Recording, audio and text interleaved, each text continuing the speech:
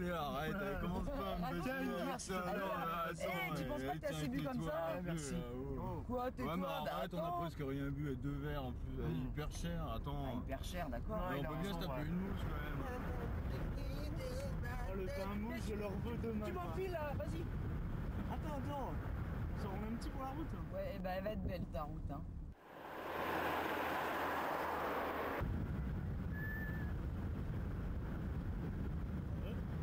Ah non, merci, j'ai arrêté. Attends, j'ai des allumes. Eh mais non, arrête, c'est bien un contrôle. Mais balance C'est vrai, gendarme. Balance le pétos, vite. C'est ouf, on l'a pas fini. Mais tu veux le finir en cabane ou quoi? Je te dis de le jeter.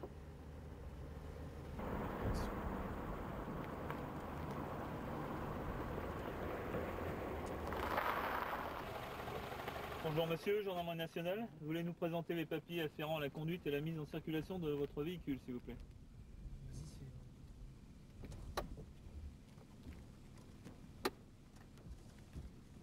Merci. Nous effectuons un contrôle de l'alcoolémie. Voulez-vous soumettre au dépistage, s'il vous plaît? Vous gonflez le ballon d'un souffle continu et fort. Allez-y.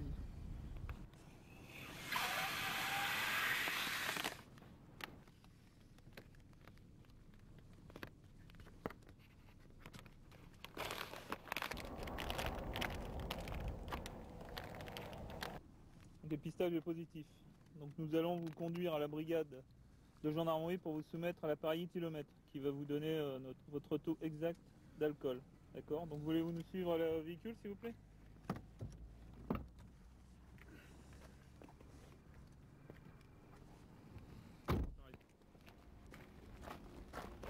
Vous installer.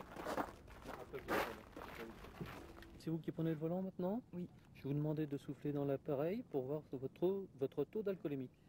D'accord.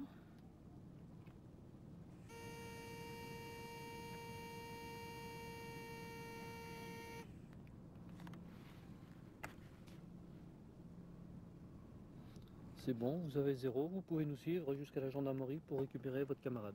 D'accord.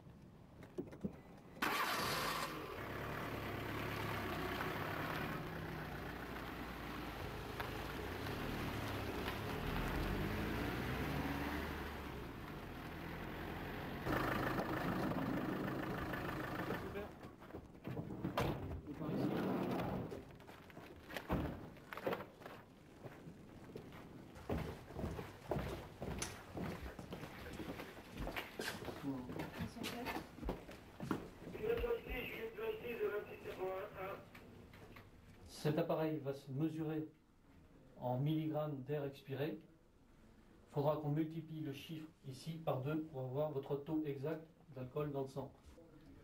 Je vais vous demander de souffler d'un seul souffle sans mettre la langue sur l'embout. Allez-y, soufflez.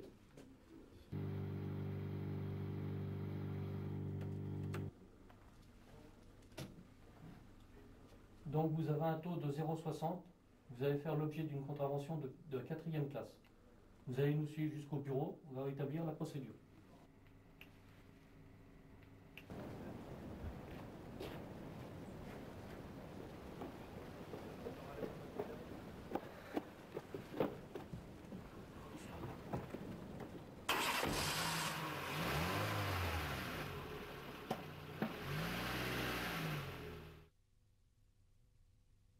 Les jeunes sortent souvent en bande le week-end avec des véhicules parfois suroccupés.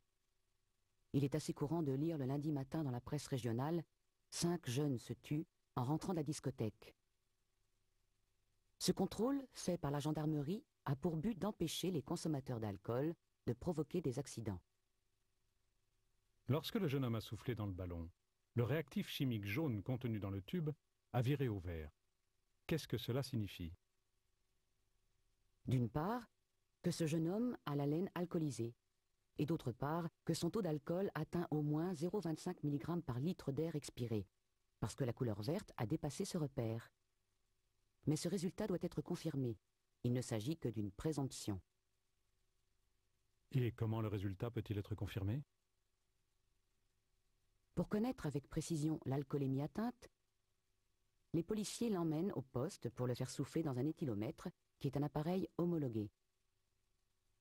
Le résultat est exprimé en milligrammes par litre d'air expiré.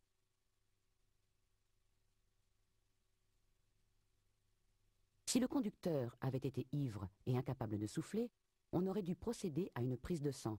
Le résultat serait alors exprimé en grammes par litre de sang, 0,60 grammes par litre. Le conducteur peut repartir une fois l'infraction constatée.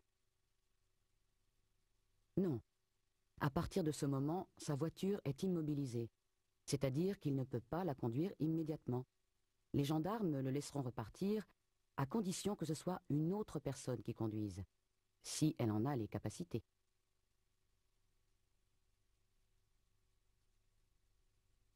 On a vu le passager avant jeter un cône par la vitre.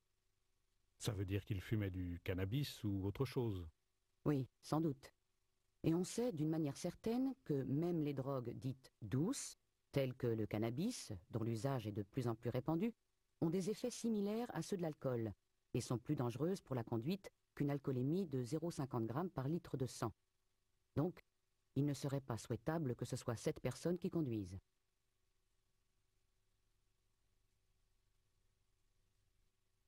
On ne doit pas avoir bu pour conduire, d'accord, mais pourquoi? Quelles sont les conséquences sur la conduite? L'alcool détend et désinhibe. Ça veut dire qu'on éprouve une plus grande confiance en soi. À court terme, et lorsqu'il est consommé à des doses importantes, il provoque un état d'ivresse et peut entraîner des troubles digestifs, des nausées, des vomissements. Oui, l'alcool rend malade, quoi. Mais ce n'est que la partie visible des conséquences quand l'alcool est consommé avec exagération. Même consommé avec modération, ne serait-ce que 2 verres, on constate une diminution de la vigilance et un rétrécissement du champ visuel qui sont souvent responsables d'accidents de la circulation. Il faut bien garder à l'esprit qu'il n'est pas nécessaire d'être ivre pour provoquer un accident de la route. Dès le taux de 0,30 g par litre de sang, le champ de vision est modifié et les attitudes commencent à changer. Mais ce qui est pervers, c'est qu'on n'a pas conscience de ces transformations sur soi. L'une des conséquences importantes est l'augmentation du temps de réaction d'au moins 50 à 100%, voire plus, en fonction de l'alcoolémie atteinte. Supposons 2 conducteurs. Celui de la voiture bleue est sobre, il n'a pas bu une goutte d'alcool. Celui de la voiture jaune a bu de l'alcool. Ces 2 conducteurs roulent à la même vitesse, soit 50 km/h. On considère que le conducteur de la voiture jaune a une alcoolémie égale à 0,80 g par litre. On estime le temps de réaction du conducteur de la voiture bleue égal à 1 seconde. Celui de la voiture jaune, du fait de son alcoolémie, a un temps de réaction plus long, soit environ 1,5 secondes. La distance parcourue pendant le temps de réaction est donc plus longue. La distance de freinage est identique dans les 2 cas, mais le résultat, la distance d'arrêt, est différente. 25 mètres pour le conducteur sobre et 31 mètres pour l'autre. 6 mètres d'écart qui peuvent être fatals pour éviter une collision.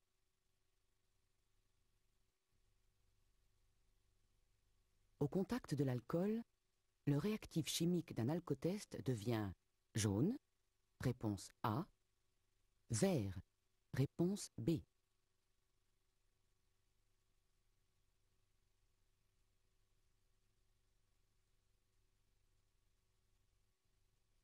Souffler dans un ballon alors qu'on a bu de l'alcool modifie la couleur dans ce tube. De jaune, il devient vert. Si la couleur atteint ce repère, cela veut dire que l'alcoolémie est probablement au moins de 0,50 g par litre de sang. Il est alors interdit de conduire. Réponse B. 0,50 g d'alcool par litre de sang, exprimé en milligrammes par litre d'air expiré, est équivalent à 5 mg par litre, réponse A, 1 mg par litre, réponse B, 0,50 mg par litre, réponse C, 0,25 mg par litre, réponse D.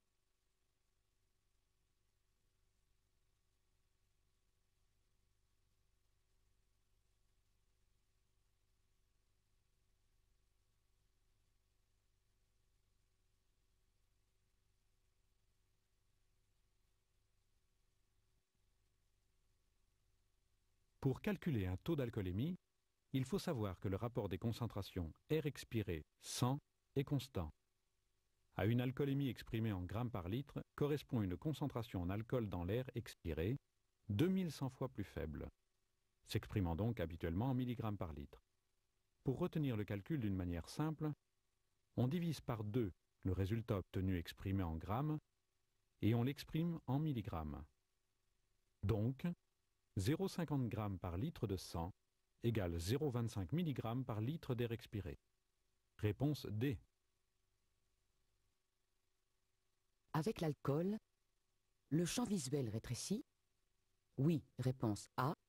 Non, réponse B. Le temps de réaction augmente. Oui, réponse C. Non, réponse D.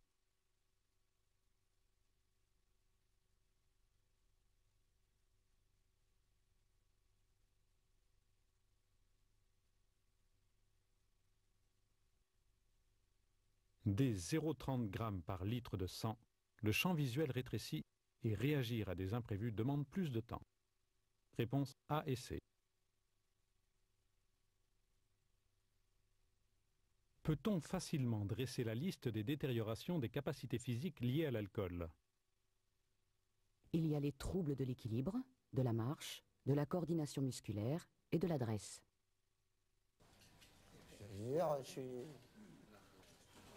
Je suis réfléchi. Mais cette démarche incertaine est-elle due aux muscles qui se ramollissent sous l'effet de l'alcool? Pas du tout.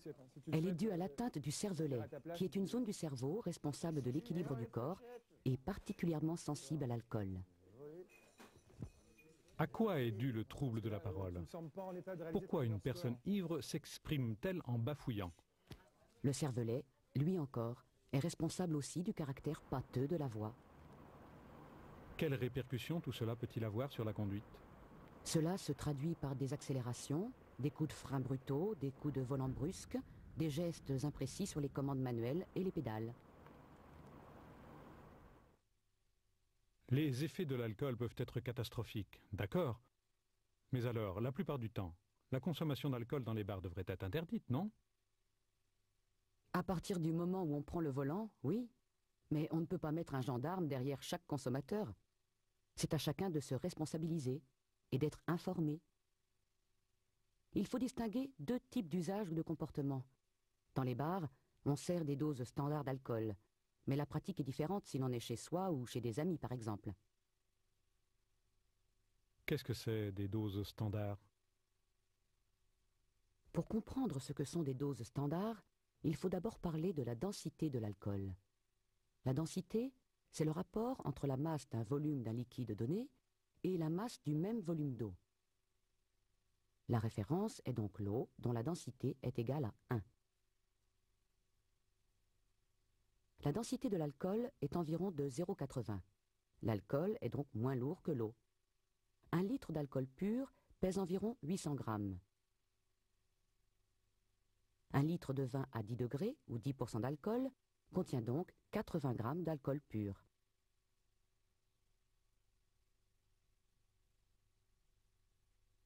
Mais les doses standards dans tout ça? Eh bien, faisons un peu de calcul. Si vous commandez une bière, vous buvez 250 ml multiplié par 5% égale 12,5 ml d'alcool. Si vous commandez un verre de vin, vous buvez 120 ml multiplié par 10% égale 12 ml d'alcool. Si vous commandez un whisky, vous buvez 30 ml multiplié par 40% égale 12 ml. En pratique, on peut donc exprimer la consommation d'alcool en verres ou en grammes.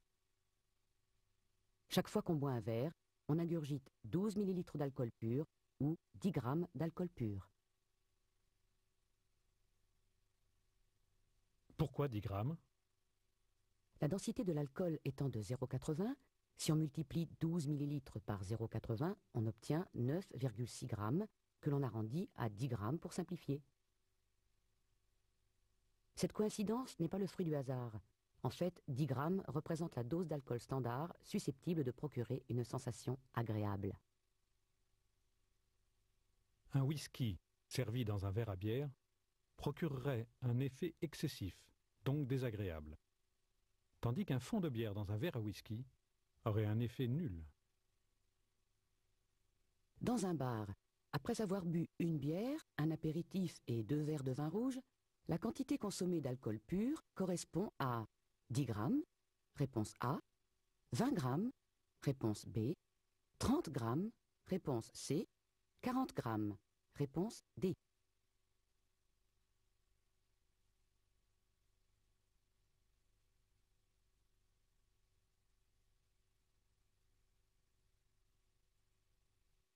Dans les bars sont servies des doses standards d'alcool qui correspondent à des quantités qui ne sont pas le fruit du hasard. Par exemple, un canon est une mesure de vin d'1/8 de litre, soit 12,5 centilitres. Quel que soit le verre d'alcool bu, la quantité d'alcool pur absorbée est égale à 10 grammes. Donc, après avoir bu 4 verres, j'ai absorbé 40 grammes d'alcool pur. Réponse D. Mais est-ce qu'il y a une manière de connaître le taux d'alcool que l'on a dans le sang? Une sorte d'indicateur qui pourrait alerter le conducteur que ce n'est vraiment pas le moment de prendre le volant? Oui, il y a une méthode approximative qui pourrait être prise en compte. Il suffit de la noter et de la laisser dans la boîte à gants de la voiture pour s'y reporter quand c'est nécessaire.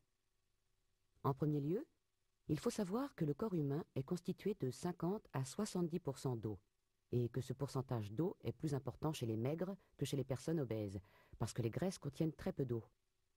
Supposons un homme de 70 kg de corpulence moyenne, dont le corps est constitué de 60% d'eau.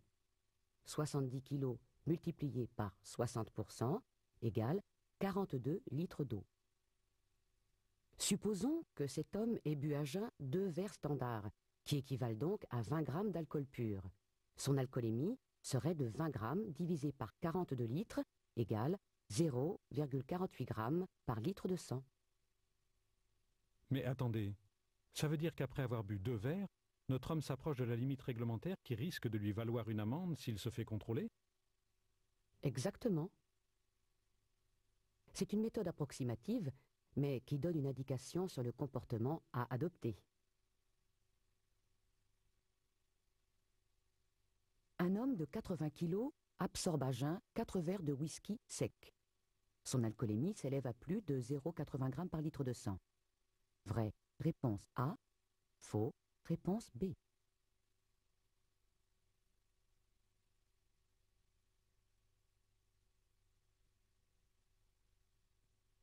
La formule qui permet d'avoir une réponse approximative est la suivante.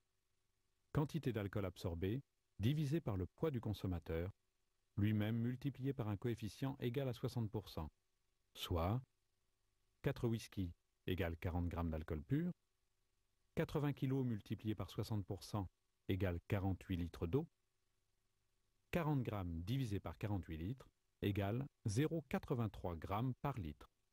Réponse A. L'alcool se diffuse dans le corps avec la même rapidité, que l'on mange ou que l'on soit à jeun? Boire la même quantité d'alcool à jeun qu'au cours d'un repas a des répercussions sur le taux d'alcool dans le sang. À jeun, c'est-à-dire l'estomac vide, l'alcool se diffuse rapidement dans l'organisme, entre 15 et 30 minutes après absorption. Tandis que si l'estomac est plein, la diffusion est ralentie par les aliments dans l'estomac et se fait environ 1 heure ou 2 après absorption. Le pic d'alcoolémie est atteint avec retard et peut donc se situer 1 heure après le début d'un repas, ce qui retarde d'autant l'élimination de l'alcool. Cette donnée doit être prise en compte avant de prendre la route. Supposons que j'ai mangé vers 13 heures et que j'ai bu 3 verres. J'atteindrai une alcoolémie maximale de 0,50 g par litre vers 14 heures. Supposons maintenant que je n'ai pas mangé et que j'ai bu 3 verres. Mon alcoolémie sera de 0,77 g par litre vers 13h15. L'alcoolémie maximale est atteinte à jeun environ 15 minutes après absorption. Oui, réponse A. Non, réponse B. Après un repas, environ 1 heure après absorption. Oui, réponse C. Non, réponse D.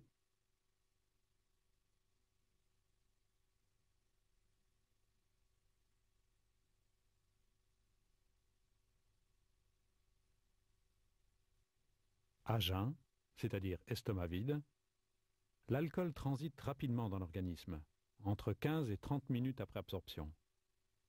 Tandis que si l'estomac est plein, la diffusion est ralentie par les aliments dans l'estomac et se fait environ 1 heure ou 2 après absorption.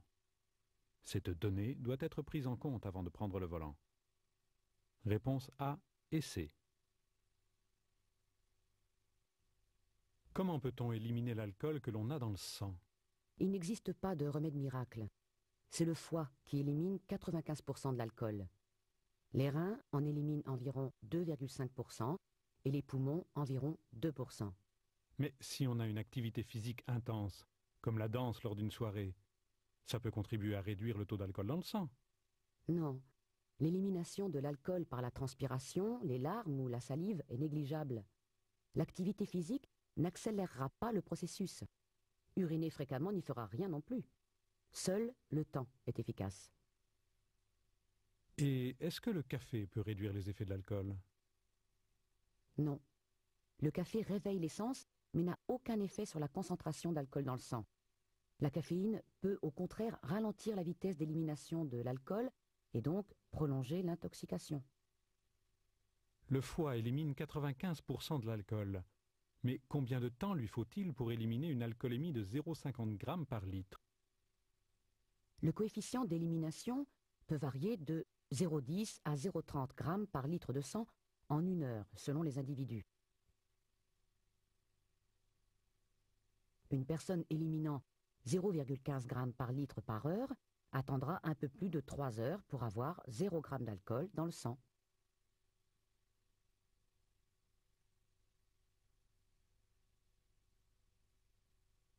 Peut-on considérer qu'il y a une inégalité des individus face à l'élimination de l'alcool? Oui, dans la mesure où l'on considère que la personne qui élimine 0,30 g d'alcool par litre de sang à l'heure pourra prendre la route beaucoup plus rapidement que la personne qui n'élimine que 0,10 g par litre par heure. Une personne éliminant 0,30 g par litre de sang aura totalement éliminé son alcoolémie au bout d'1 heure 40 minutes. L'alcool dans le sang est éliminé essentiellement par les poumons, réponse A, le foie, réponse B, les reins, réponse C, le sang, réponse D.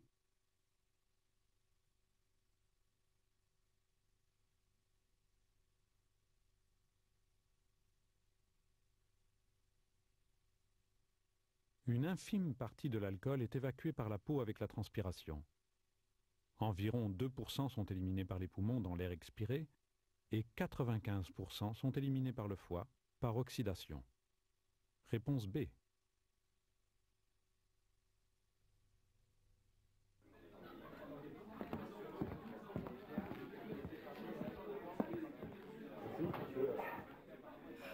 Ça réchauffe.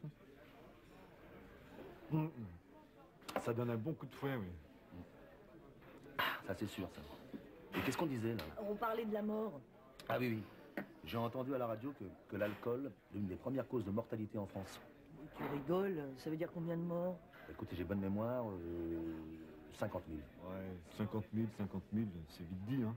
Ouais, il a raison, il n'y a quand même pas que des cirrhoses du foie. Non, il y a aussi les cancers de l'œsophage. Et puis aussi les troubles du comportement. Vous savez, tous les gens qui se suicident à cause de l'alcool. Ah, il paraît aussi qu'il y a pas mal de meurtres et de viols qui sont commis par les alcoolos. Ah non, là, tu te gourres, là. C'est pas forcément des alcoolos, hein, j'ai lu ça. Il y a aussi des gens comme nous, par exemple, qui boivent un petit coup de vin, un petit coup de trop, et puis... Et toi, tu dis rien, pourquoi? Parce que l'an dernier, ma sœur s'est fait écraser par un mec qui avait un peu trop bu. Combien de morts attribue-t-on à l'alcool en France chaque année? Environ 40 000. Ils sont dus principalement à des cirrhoses du foie, des cancers, des troubles neuropsychologiques, des suicides, des arrêts cardiaques. On connaît le pourcentage des accidents mortels sur la route, dont le facteur principal est l'alcool. Il est environ de 30%. Dans un accident mortel sur 3, le facteur alcool est présent. Qui conduit un véhicule sous l'emprise de l'alcool?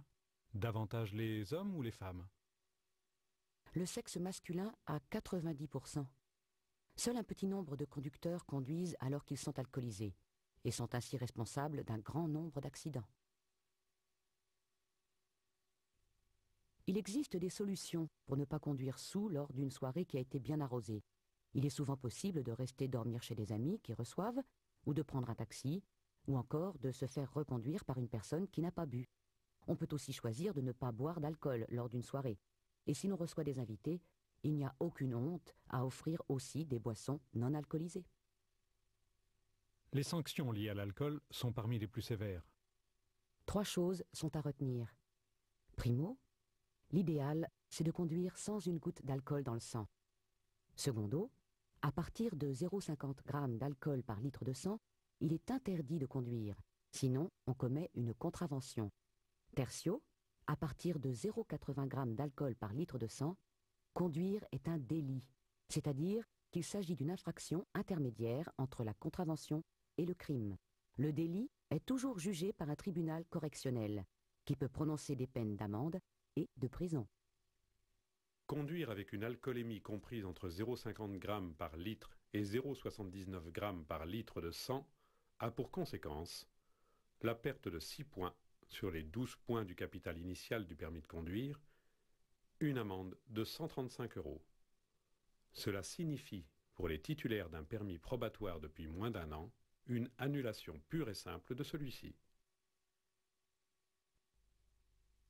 En cas d'accident ayant causé des blessures graves, les conséquences supplémentaires peuvent être une annulation ou une suspension du permis de conduire pendant 10 ans maximum, une immobilisation ou une confiscation du véhicule, une amende de 75 000 € maximum, 5 ans de prison maximum, une cotisation d'assurance multipliée par 2,5. Conduire avec une alcoolémie supérieure ou égale à 0,80 g par litre a pour conséquence la perte de 6 points sur les 12 points du capital initial du permis de conduire,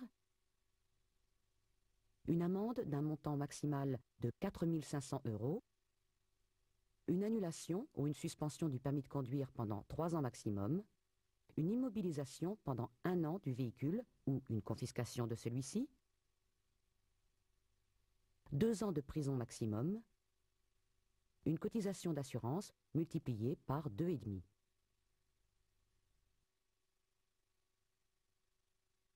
Conduire est un délit dès que le taux d'alcool dans le sang atteint 1,20 g par litre, réponse A, 1 g par litre, réponse B, 0,80 g par litre, réponse C, 0,50 g par litre, réponse D.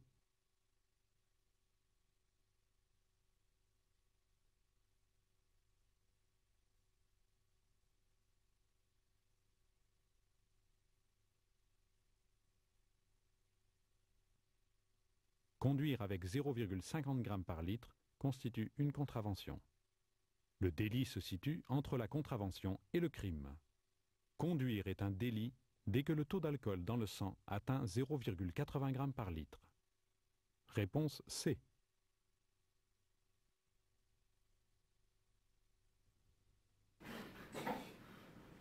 La première fois que j'ai fumé un joint en conduisant, j'avais l'impression de rouler à 90 alors qu'en réalité j'étais à 30 km/h.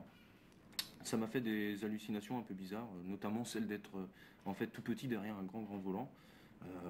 Par la suite je suis même passé dans un tunnel en fait où là j'avais l'impression de rouler de bas vers le haut comme une sorte de puits qui s'enfonce dans la terre. Donc comme ça c'est un petit peu amusant, mais à tout bien y réfléchir c'est un peu effrayant dans la mesure où après avoir fumé l'herbe j'étais un peu fatigué, j'ai commencé à m'endormir et là c'était un peu dangereux dans la mesure où j'étais seul dans la voiture et surtout j'avais une grande route à faire. On parle beaucoup de l'alcool au volant, mais qu'en est-il de la drogue ou des drogues au volant? Tout d'abord, il faut définir ce que sont les drogues. Les drogues, c'est aussi bien le cannabis, l'ecstasy, l'alcool, le tabac ou les médicaments. Toutes agissent sur le cerveau et ont donc des répercussions sur le comportement. Seulement, certaines drogues sont plus dangereuses que d'autres. Donc, quand on parle d'alcool ou de drogue au volant, il faut savoir que tous ces termes regroupent, en fait, peuvent se regrouper sous le même vocal, c'est à savoir donc, les substances psychoactives, donc des substances qui vont avoir un effet donc, sur le cerveau. Ces substances sont connues, donc il s'agit de l'alcool, il s'agit du tabac, Il s'agit donc des benzodiazépines, donc des anxiolytiques, des médicaments qui vont calmer l'angoisse, des antidépresseurs. Ces substances que je viens de citer sont des substances qui sont légales, on dit aussi illicites. Et puis donc nous avons les substances qui sont illicites, donc illégales, qui sont donc la cocaïne, qui sont les opiacés, donc l'héroïne, qui sont donc les amphétamines, donc, et dont fait partie l'ecstasy, et qui sont aussi donc le cannabis. Il y a d'autres substances dont l'usage est déjà plus particulier, donc c'est le LSD, la kétamine, qui sont des substances donc assez marginales. Ce qui différencie ces substances, c'est leur cadre légal. Cannabis, cocaïne, ecstasy sont des substances illégales. Le code pénal en interdit et en réprime la production, la détention et la vente. Leur usage est également interdit et sanctionné. Les médicaments tels que les anxiolytiques ou les antidépresseurs sont des produits licites. Ils sont prescrits pour traiter des